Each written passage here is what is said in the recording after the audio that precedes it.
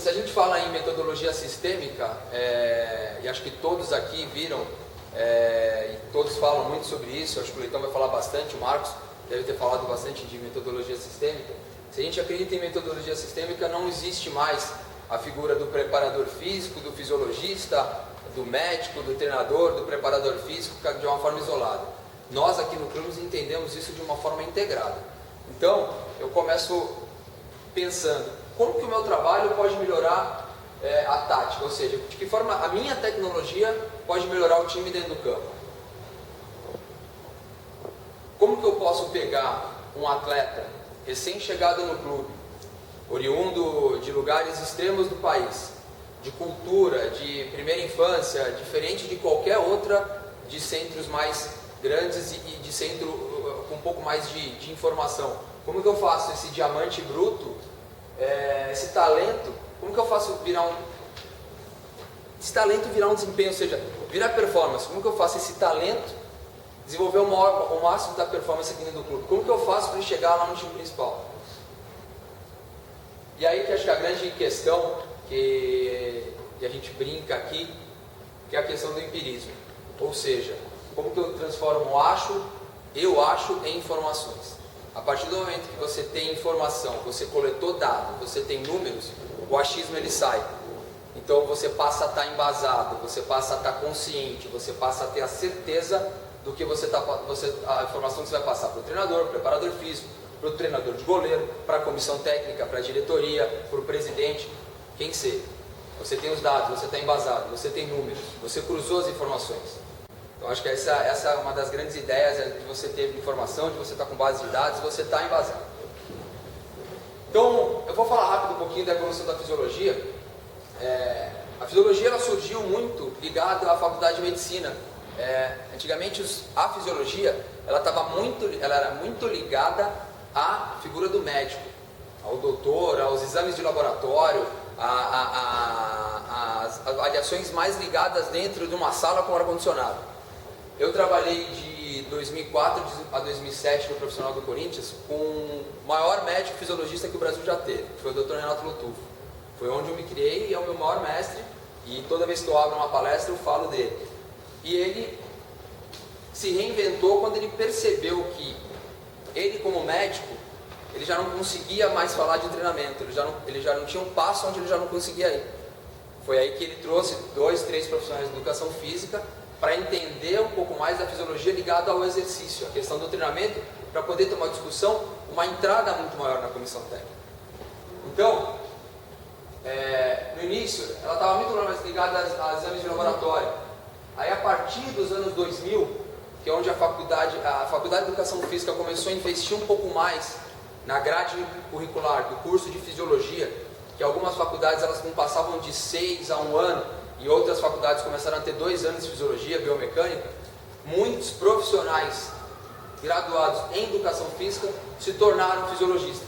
Foi o meu caso. Eu me formei em 2001, em 2002 eu já me especializei em Fisiologia pela Unifesp, e eu desde então trabalho com isso há 14 anos. E aí houve um avanço, uma grande ideia, uma melhora nas avaliações físicas, porque passamos a entender, a trabalhar em cima da especificidade. Ou seja, uma das leis do treinamento é a questão da especificidade. Então eu preciso entender o que o esporte me proporciona. O que ele me proporciona é o que eu vou avaliar, o que eu vou coletar de dado. Se eu tiver uma coleta de dado e esse dado não for funcional, ele entrar numa gaveta, é um gráfico lindo, mas você olhar, ele não for funcional para o seu dia a dia, para o seu trabalho, você vai abrir a gaveta, vai colocar, o meu trabalho ficou bonito porque ele era um gráfico muito bacana, só que não houve uma continuidade sobre essas informações. Então a gente começou a estudar isso, como deixar os dados com uma continuidade maior. Aí começamos a estudar um pouco mais a performance e o desempenho, e hoje falamos muito de controladores de carga, que é aquilo que eu falei para vocês.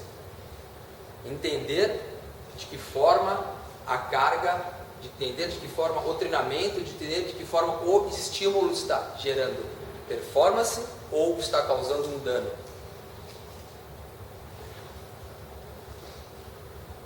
Então eu falei que a gente ia começar falando um pouquinho de perfil fisiológico. Eu vou explicar para vocês como que eu mapeio o jogador para depois controlar a carga. Eu preciso primeiro entender Se eu tenho lá 40 atletas no 20, eu tenho 30 atletas no 17, eu tenho 28 atletas no 15, eu tenho no 11 e no 13, 80 jogadores, eu preciso entender quais são esses atletas que eu tenho no clube, quais são os estímulos que eles vão receber a partir do momento que eu coletar os dados. Então a ideia de você ter um perfil fisiológico é criar uma infraestrutura que permite avaliar o comportamento fisiológico tanto em ambiente de treinamento como em competições. Ou seja, eu preciso entender como que o atleta ele acaba reagindo na semana, nos meses, nos ciclos de trabalho, para que ele tenha um bom desenvolvimento em competições. Porém, é até um pouco agressivo. Muitos treinadores até torcem o nariz comigo. Eu aqui no Santos, eu estou há 7 anos.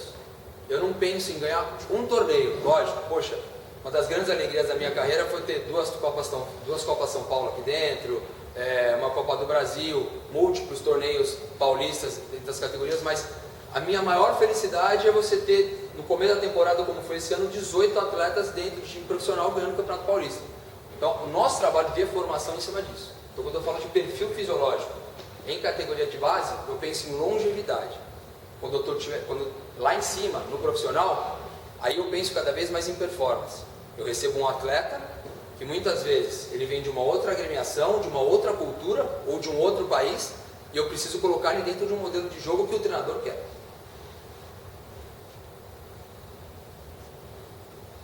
Eu falei a história do gráfico. Quais são os dados que eu vou coletar? Eu preciso entender. O que eu vou coletar? O que é importante para o esporte hoje? Quais são as variáveis que controlam o futebol? Quais são as valências que são importantes para o jogo? E o mais importante, o que eu vou fazer com esses dados? O que eu vou fazer com isso? A partir do momento que eu coletei essa informação, quais são as atitudes que eu vou tomar? De que forma eu vou entrar dentro da comissão técnica com isso? Como que eu vou trazer o preparador físico para o entendimento dessas informações?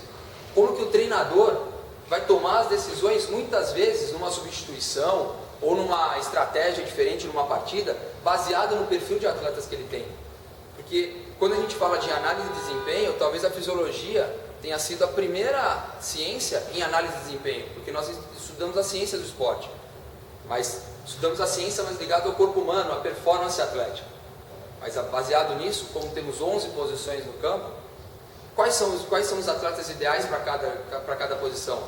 Se a gente vai jogar em transição, os atletas velozes são os melhores? Se o time vai manter a posse de bola, a ideia é ter atletas que tenham uma condição de resistência maior. Eu tenho que fazer uma substituição, o lateral está suspenso. Tem duas opções de lateral direito para colocar. Um é mais veloz, porém não consegue resistir. O outro é muito resistente, mas não tem uma chegada muito forte na linha de fundo, porque ele não tem um 30 metros com um índice de velocidade tão alto. De que forma vamos jogar? O treinador vai me passar. Eu quero jogar com esse lateral marcando um pouco mais a linha aqui atrás, não me preocupa ele apoiar tanto. Aqui, ó, eu estou te passando essa informação. Esse suporta mais do que esse.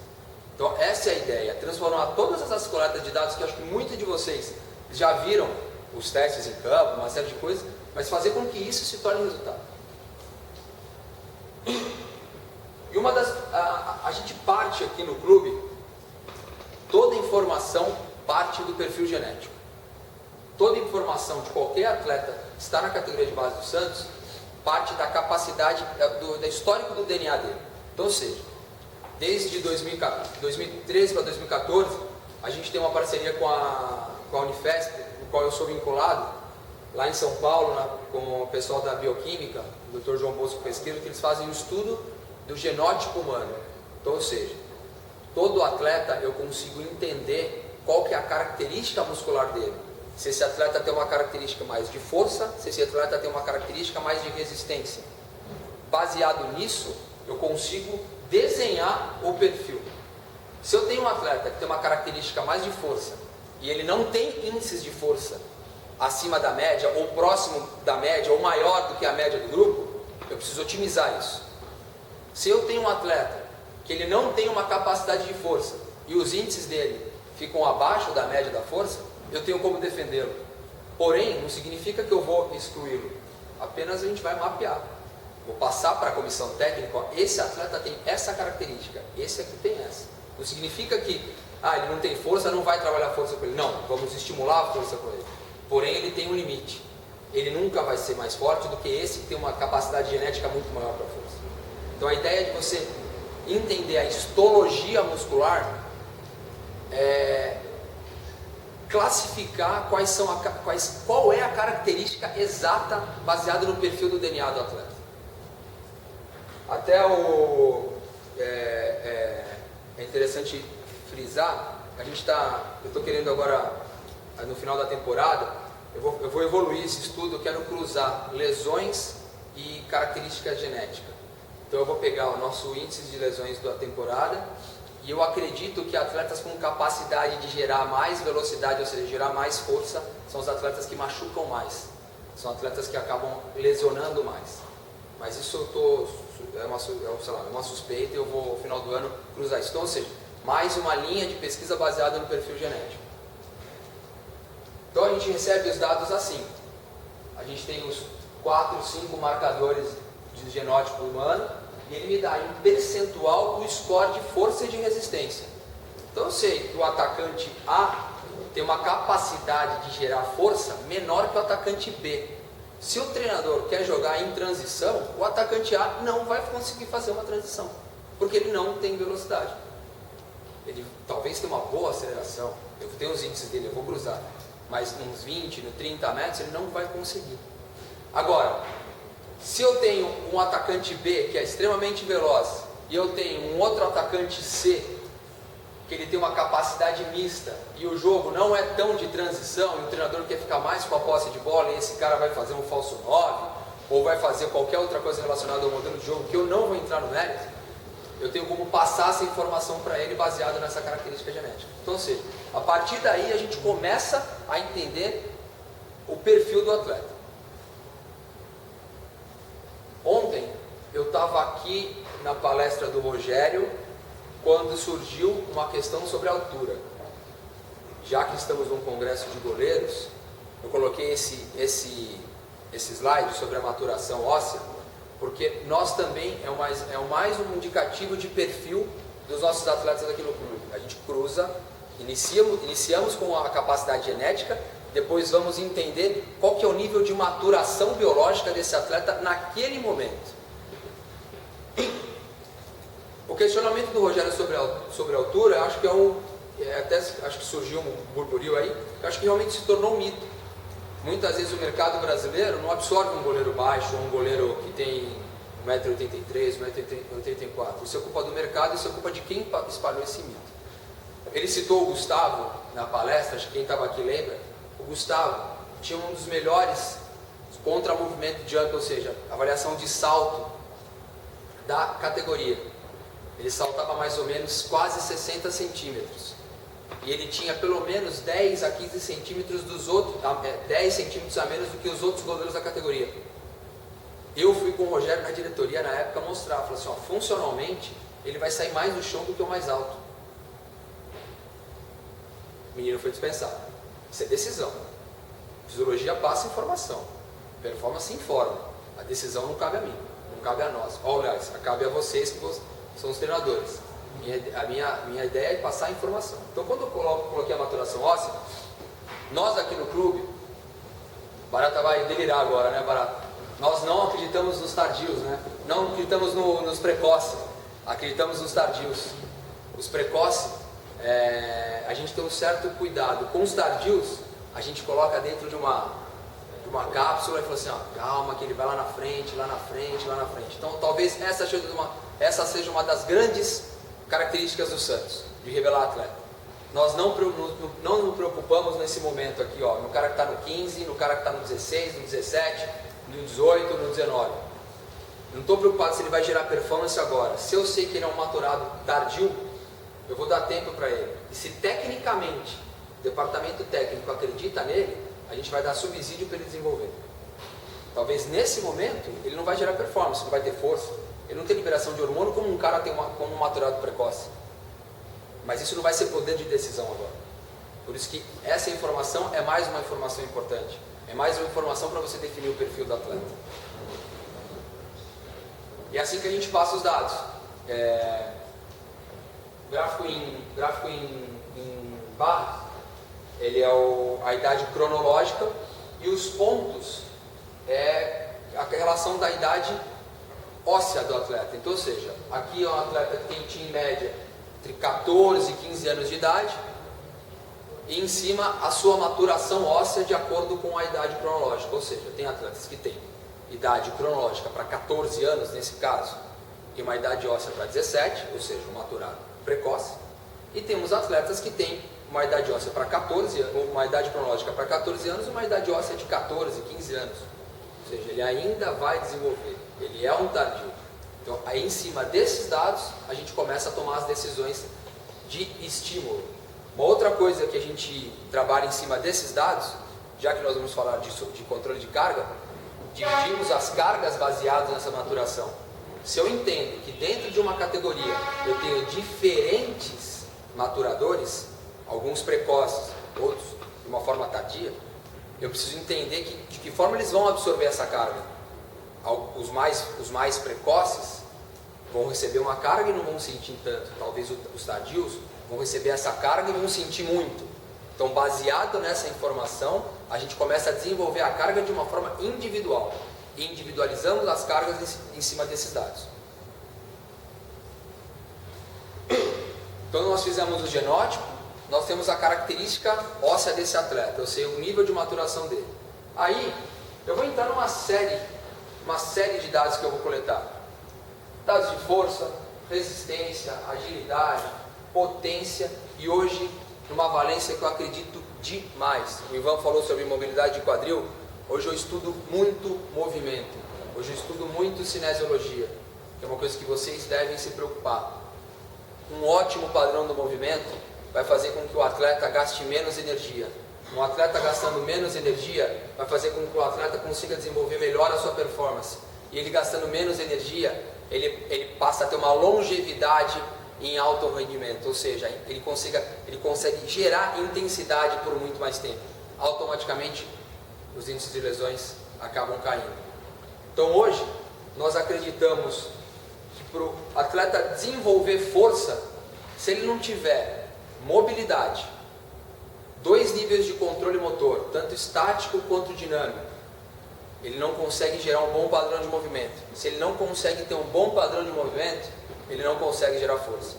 Ele vai conseguir pegar uma carga que vocês pedirem ou que vocês quiserem estimular, mas ele não vai ter a boa mecânica para aquilo. Então, com certeza, aquela carga que vocês colocaram, pode ser no squat, pode ser no leg press, pode ser num arremesso, pode ser no stiff, pode ser no carro, escolha um exercício que quiser. Se ele não tiver um bom padrão de movimento, uma boa técnica de execução, ele não vai conseguir absorver toda aquela carga, todo aquele percentual de carga que vocês estão sugerindo que ele faça. Automaticamente ele vai estressar a articulação, vai estressar a musculatura, vai gastar mais energia e talvez tenha um fator negativo no campo ou muitas vezes com períodos longos de treinamento. Então, se tem uma dica que eu passo sobre treinamento, que eu não vou falar de treinamento hoje aqui, é estudem movimento, tá? Quando eu coloco aqui o FMS é uma ferramenta que a gente usa para avaliar o movimento. Uma ferramenta que a gente usa aqui há 3 anos, que é o Functional Movement System, ou Functional Movement Screen, que é uma gama de 7 testes que avalia desde mobilidade, avalia o core, avalia o agachamento, avalia equilíbrio, avalia propriocepção. Dentro desses 7 testes, eu cruzando esses dados, eles me dão um score que vão de 0 a 21. Então, quanto melhor o score do atleta, melhor o padrão global de movimento dele. E a literatura mostra, atletas com notas abaixo de 14, atletas que vão ter pelo menos 75% de chance a mais de lesionar do que um atleta com score acima de 17. Então, a gente acaba cruzando essas informações e acaba entendendo mais e proporcionando mais esses tipos de estímulo. Só um detalhe, falando em padrão de movimento. Nós recebemos um jogador do Sub-17, atleta do Marcelo, no começo do ano. Esse atleta é volante, ele veio, não sei de onde, veio do Nordeste, eu não sei de onde que ele veio, do Norte, eu não sei. E o atleta tinha uma capacidade de força incrível pelo genótipo. Só que quando a gente começou a avaliar o atleta, a gente via que ele gastava muita energia para fazer uns 10 metros, para trocar de direção, para saltar principalmente. Quando a gente fala de goleiro, a gente se preocupa muito em salto. Fizemos o FMS. A nota dele, se eu não me engano, foi 12 ou 13, ou seja, uma nota muito ruim. A média daquela idade, para aquele ano, o score foi 17. A nota dele era 12. Ou seja, as chances dele machucar era muito grande e a capacidade de movimento dele muito abaixo da crítica. Legal. A partir daí, desse ano, nós desenvolvemos grupos que, diferente do trabalho que é feito com o preparador físico da academia, diferente do horário de treinamento dele, a gente desenvolveu o grupo para que o atleta seja estimulado e melhore esse padrão do movimento, baseado na nota que ele tomou. Se o atleta tem um déficit de mobilidade, se o atleta tem um déficit de propriocepção, se o atleta tem um déficit de força, não importa. A gente mapeou e começou a estimular. Esse atleta saltava 38 centímetros, ele saía 38 centímetros num salto de potência, num contra-movimento jump. Isso em maio, Marcelo, março, abril, né? Mais ou menos isso. Legal. Ele foi submetido a 9 semanas de exercícios corretivos, de exercícios da melhora do padrão do movimento. E aí depois, se vocês quiserem pesquisar, tem uma série, acho que é bom vocês se aprofundarem nisso. Em 9 semanas, a nota dele, que era 12 ou 13, foi para 17. Aí você fala assim, pô, Gustavo, ele melhorou o padrão do movimento. O salto dele era 38, foi para 55. Eu duvido que ele tenha ganhado tanta força assim, tanta potência em pouco tempo. Na verdade ele tinha isso, mas ele não sabia usar. Ele não tinha essa, ele não sabia usar, ele tinha essa capacidade, mas ele não sabia usar. Ou seja, a nossa sensação é que tinha um leão preso dentro de uma jaula, estava louco para sair. E realmente hoje o atleta consegue gerar performance, a nota dele continua alta, os índices de potência dele continuam melhorando.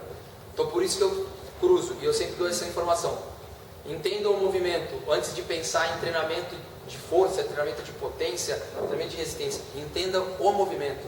Quando vocês falam de goleiro, e goleiro, pelos anos que eu tenho de prática no futebol, e visualizando os treinamentos, vejo que existe uma questão muito crítica sobre o padrão e a técnica do movimento do goleiro. Quanto melhor é a técnica, melhor é a performance, menor é o gasto de energia, menor é a chance dele se machucar. Então você aprendam nisso, que a ciência já defende isso. Fiquem tranquilos. Esse é um videozinho do Bayern. É que o som vai sair baixinho, mas só para vocês verem a preocupação em número de coleta de dados. Eles usam o FMS lá também. E aí eles estão também avaliando o footwork, que é uma outra valência interessante. Para os goleiros é muito bom, como troca a direção muito rápido, como tem uma reação em frações de segundos. O footwork é a capacidade de você ter uma reflexo miotático, ou seja, fazer com que o músculo reaja em frações de segundos e tome uma decisão. E eles avaliam o footwork em um testezinho de agilidade. Então, já existe uma preocupação de todos os grandes centros, de todos os clubes, que eu particularmente gosto muito da escola alemã, gosto muito do Bayern de Munique. Então, existe uma preocupação muito grande em entender o corpo do atleta em relação à performance. E é assim que sai o nosso relatório. Esse relatório recebe o gestor, recebe o treinador, recebe o supervisor, o preparador físico e o atleta. O atleta recebe essa informação. Então aqui, ó, tá lá: peso, estatura, data de nascimento, percentual de gordura, maturação, genótipo. Eu coloco um gráfico de velocidade porque eu acredito, principalmente, eu vou mostrar para vocês uns índices de goleiro aqui. Eu acredito que a velocidade é a principal valência do jogo. Então eu deixo o gráfico de velocidade aqui. E aqui eu consigo cruzar todos os testes que eu acredito que hoje são importantes para identificar o perfil. 2 testes ligados à resistência e mais 5 testes ligados à força. Nesse caso, esse atleta, ele aqui, ó, dessa linha vermelhinha aqui, o atleta que está na faixa azul está acima da média, o atleta que está no verde está na média, o atleta que está no vermelho está abaixo da média. Nesse atleta aqui ficou claro que ele tinha um déficit na velocidade de 10 metros, ou seja, precisava melhorar a aceleração. A capacidade de aceleração dele estava minimizada. Então, baseado nisso, a gente consegue tomar a melhor decisão. E partindo, ó, sabendo que ele tem um ótimo padrão de movimento, ó, tem o FMS 19, eu sei que ele precisa de estímulo de potência.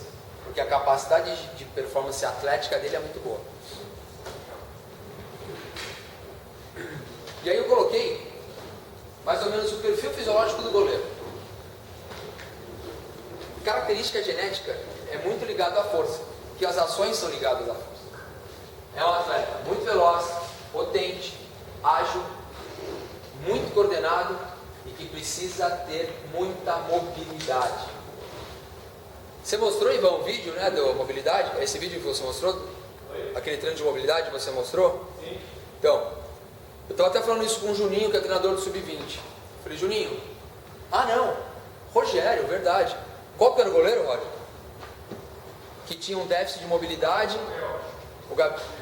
Isso, tinha um déficit de mobilidade e o Rogério percebeu que quando ele ia repor a bola, ele não conseguia levantar, ou seja, o quadril, ele não tinha tanta mobilidade no quadril, ele não tinha uma boa amplitude da perna. E a gente fez o FMS e viu que ele tinha um déficit de movimento na perna direita, se não me engano, quadril direito. E aí passou a estimular para melhorar a técnica, para ele ter uma melhor mecânica para ter a reposição da bola, ou seja, gastar menos energia, gerar mais performance e não se machucar. E esse dado aqui interessante que o Marcelo achou, que é legal. As lesões dos goleiros são muito baixas. Vocês são preparadores de goleiros, dificilmente vocês têm goleiro dentro do departamento médico. Eu pelo menos vejo muito pouco goleiro aqui no departamento médico. Nos times que eu trabalhei, havia muito pouco goleiro no departamento médico. Mas, mesmo assim, eles machucam. Então, as lesões dos goleiros correspondem a 6,5 lesões dos atletas do futebol, ou seja, em todas as posições dos goleiros eles correspondem a 6,5% das lesões do time, sendo ela 9% muscular, 63% ou 64% ligada a contusão, trauma, 18% relacionado a entorse e 9% relacionado a fraturas e luxações. Por que é mais alto aqui? Perfeito, o goleiro é um jogador que muitas vezes a bola é alçada na área, os caras não vão na bola, vão no goleiro, né? E acaba, muitas vezes o goleiro tem uma saída, 1 contra 1, que o Rafinha gosta tanto, que eu vejo os vídeos dele, 1 contra 1 gera muita lesão, muitas vezes o cara sai numa posição como se fosse um goleiro de handball, para achar a bola, e não acha a bola, acha o pé do adversário. Então, de qualquer forma, esses aqui são os dados do perfil dos goleiros que a gente acabou achando aí, e essas informações sobre as lesões.